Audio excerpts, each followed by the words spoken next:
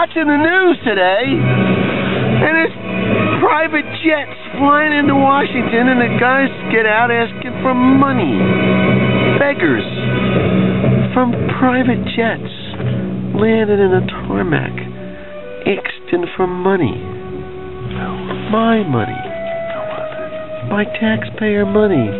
Going out to the car makers who can't make a decent car that I would want. That's why I'm keeping this beautiful old car. It's comfortable.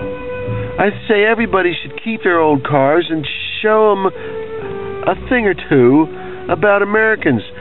We're not going to pay for everything forever, you know. Maybe we have everything we need already. Maybe you should figure out some other way to pay for your private jets. How about them apples, baby?